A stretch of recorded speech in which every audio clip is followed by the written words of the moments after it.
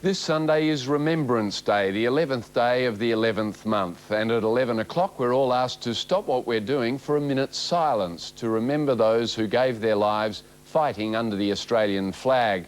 Local songwriter Robert Martin has just completed a video clip about the days when warplanes flew over Brisbane. It's a pretty average-looking street, longer than most, flatter too, and for very good reason. The signpost provides a strong hint as to what that reason is. In the 1940s, it wasn't young men in old Commodores disturbing the peace, but young men in the celebrated Spitfire fighter planes preparing for the Pacific campaign.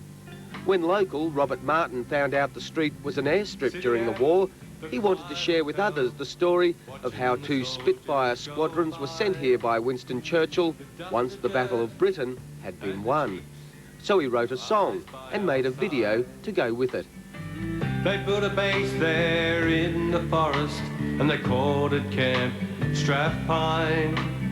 I think history is very important, and if we can capture it in an audio-visual way, to me is a lot more work to put something together like that, but I think it's well worth it in the end.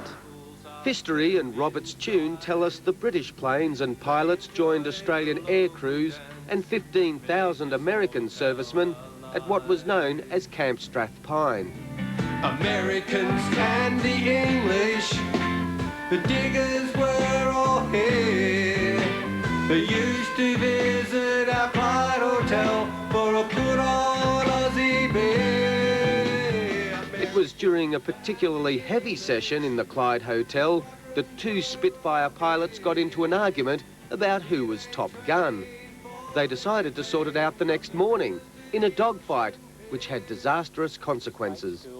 They actually did collide in mid-air, and one disintegrated into the North Pine River.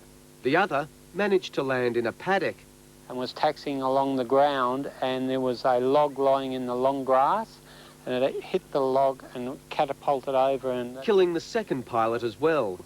President of the RAAF Association, Ron Vatier, says because time is marching on for our World War II diggers, it's vital stories like this are recorded in some way for posterity. We are taking history from the different ex-pilots and ex-air crew, etc., with all their stories.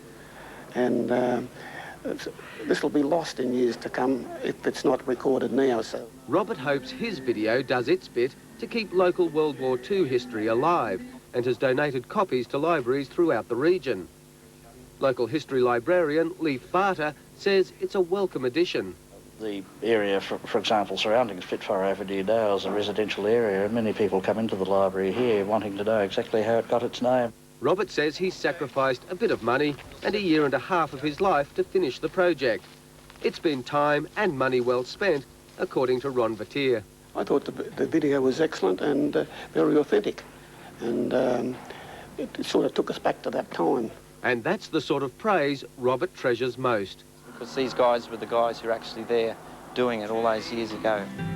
The forces are no longer here, but Spitfire Avenue still remains.